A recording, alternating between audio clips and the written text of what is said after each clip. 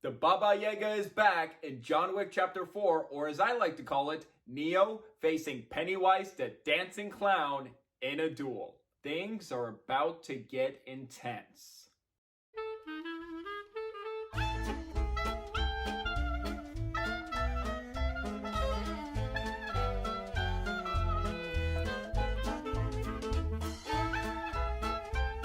Hey movie buffs, I'm Jack Benner and welcome to my review of John Wick Chapter 4. John Wick Chapter 4 is now the fourth film in the John Wick franchise. As always, this franchise is directed by Chad Stahelski, starring Keanu Reeves as John Wick. And as for new additions in the cast, we have Donnie Yen and Bill Skarsgård. In Chapter 4, John Wick, as always played by Keanu Reeves, found his opportunity to defeat the High Table. A duel with a powerful new villain played by Bill Skarsgård awaits him before he can truly earn his freedom. Now, before I give you my thoughts on John Wick Chapter 4, I would like to give you my thoughts on the previous John Wick movies, starting with the first John Wick from 2014. A great sleeper hit film that kickstarted this awesome action franchise. Not only did it contain amazing action scenes with great directing, but what on the surface seems like a style over substance revenge action movie, it actually has a strong emotional core that prevents it from being generic and run-of-the-mill. It features terrific action scenes, especially the nightclub sequence, well shot and excellent action filmmaking for both an uncredited David Leitch and Chad Stahelski, and in my opinion, not only the best action role of Keanu Reeves' career since the first Matrix, but I also think it's the best performance of his career. And 3 years after John Wick in 2017, we have John Wick Chapter 2.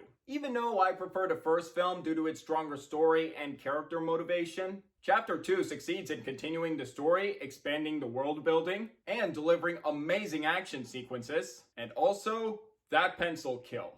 Oh my god. And then 2 years later, we had John Wick Chapter 3 Parabellum in 2019. Upon rewatching it recently, this is actually the John Wick film I love the least, due to its slow pacing issues here and there, but Parabellum is still a riveting thrill ride. Thanks to the incredible and brutal action scenes, especially that knife shop fight scene, like, oh my god, whoa. Riveting story and on-point action filmmaking. Keanu Reeves is excellent as John Wick, as always, and Halle Berry made for an awesome new addition to the cast. With how much I loved the first three movies, I was highly anticipating this new installment, and it's one of my most anticipated movies of the year. Great trailer, an interesting new story, exciting new actors, and both Keanu Reeves and director Chad Stahelski returning, and both of them have been doing consistently great work for this franchise, bringing a lot to the table for this. And the early rave reviews increased my excitement for this movie, with some even considering it to be the best in the franchise. I was super enthusiastic when I saw John Wick Chapter 4 Thursday night. The question is,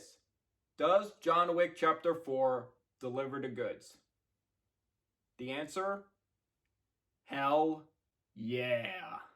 To just say this, I still think Mad Max Fury Road is still the best, but this is tied with Mission Impossible Ghost Protocol as the best fourth installment in an action franchise. And I'm planning on seeing it again to confirm it, but I have a feeling this could be my new favorite film in the John Wick franchise, just topping the first movie. And for my reaction to this movie, this sums it all up. That was totally wicked! I absolutely love it. Let's start this review with the pros. First, the performances are all great. Given his age, at almost 60 years old, this is proof that John Wick is the perfect action franchise for Keanu Reeves to excel in. Everything he's shown in the previous movies is integral here. From his relentless energy, exceptional commitment to doing most of his own stunt work and selling his character's frustration. Not just that, but exploring John's choices and consequences here. I felt like added a layer of depth to John Wick that made him a more compelling protagonist. And all of that shows how much Keanu Reeves is committed to this franchise, not just action-wise, but also character-wise and emotionally. And as for the returning cast members, Lawrence Fishburne is given a little more to do and he's great. Ian McShane returning as Winston, he's great as always. And I also do want to mention the late great Lance Reddick, who sadly passed away recently in one of his final roles. He has always done a great job in his franchise, adding such a presence, and it's really tragic that this actor passed away just recently. May he rest in peace. For the new additions to the cast, Hiroyuki Sanada, Shamir Anderson as a tracker, and Rina Sawayama are all great in their moments to shine. And now we get to two particular standouts. One of them, the villain here, Mark Keith, played by Bill Skarsgård. Now I will admit, I don't think the John Wick franchise is really the greatest villains out there, but here, he is the best villain in the franchise. Skarsgård completely sells the role with his calm demeanor, sadistic and menacing presence, proving to be a worthy foe for John Wick to challenge. In every scene Skarsgård was in, he killed it. He did such a great job as a John Wick villain. But the biggest standout of the cast here is Donnie Yen as Kane. Donnie Yen, made for such a terrific new addition, doing a marvelous job in the action scenes with his stunts and fluidity, providing such charisma, unpredictability, his skills, and every time he was on screen, he rocked. And also, his backstory and history with John Wick made him an interesting character at the same time. And I really loved how the film explored the history between him and John, how they were former friends turned enemies. And if they want to do a spin-off with this character, I would love to see that. Each new installment is proving that Chad Stahelski is quickly becoming one of the most talented action filmmakers working today. He steps it up in Chapter 3 and takes it to the next level here in Chapter 4, big time. He does an absolutely fantastic job at crafting gripping action sequences that are both jaw-dropping and fully lets you admire the work put into it. And everyone in the stunt team, the cast and crew for the action scenes in this movie, hats off to every single one of you. My word, this is just some marvelous action here. This is also a fantastic looking movie with the best looking cinematography out of the franchise. This movie has top-notch filmmaking, from the fantastic camera work with zero shaky cam, flowing editing that doesn't feel choppy or too quick, and the sound design, from the guns and hits, anything, it leaves an impact. But he doesn't forget to tell an interesting and riveting story here. As the film progresses, the story builds and builds with tension, making you feel concerned for John Wick and how he's going to survive this, or how things are going to go. Is it going to go this way or maybe another way? While adding themes of choice and consequences that added much needed depth to the story and not just another action film in this franchise. And now to the action scenes. And if you were excited to see the action here in this new John Wick movie, my friend, you won't be disappointed, because the action here is simply spectacular. Each action scene gets bigger and more insane than the last one, with multiple standout action scenes with a fantastic variety of them. Swordplay, gunplay, cars, and combat are all incredible here. And for the many action scenes in this movie, one, John Wick using nunchucks, that one was relentless and insane. There's a great nightclub fight scene in this movie. And to say this, the last hour of this movie is worth the price of admission for all action movie lovers out there. There is an action scene near the Arc de Triomphe with cars that was just done brilliantly and was insane. And the best way to describe that action scene, imagine a deadly version of the game Frogger. That was such a great action scene to watch, my god. But what I think is the standout action scene in this movie is when John Wick is using a particular shotgun in this one house. And it's all done in an overhead tracking shot. All I can say this, the more that scene goes on, my jaw dropped. It was simply glorious. That could be my new favorite action scene in this franchise. Just insane how they pulled that off.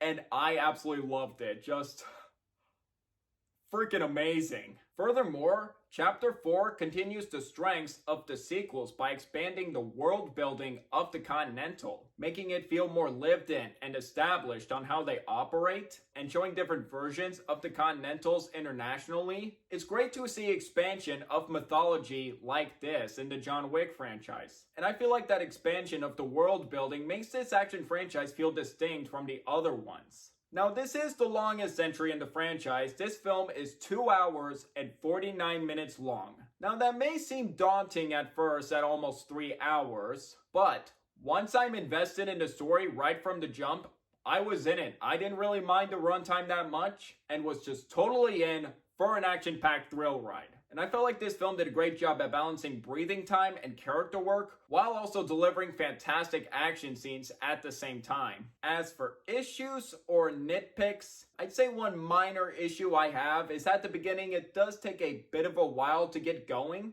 In conclusion, John Wick Chapter 4 doesn't disappoint in the slightest at delivering an exhilarating, intense, engaging, and satisfying fourth installment in this franchise. Top-notch performances, tension-building story, fantastic filmmaking all around, and of course, spectacular and jaw-dropping action sequences that are absolutely worth the price of admission. I would definitely recommend it to you if you're a fan of the John Wick franchise. You won't be disappointed here. I definitely think fans of the John Wick franchise or action movie lovers are definitely going to love this. Or if you haven't seen any of the previous John Wick movies or seen half of them and want to rewatch them or planning to watch them for the first time in preparation for this movie, I definitely recommend you watch the first 3 John Wick movies, then on to Chapter 4. I definitely recommend all of them for being such a great action franchise. However, if you're not a fan of the John Wick franchise and doesn't seem like your cup of tea, I don't know if you're really going to like this one or it's really going to win you over. I am super excited to see this movie again in theaters for a second time, and I couldn't be any more happier about the praise it's been receiving and the success at the box office, tracking for the highest grossing in the John Wick franchise. Hats off to the cast and crew for making an amazing action franchise that definitely deserves all of its success and praise. And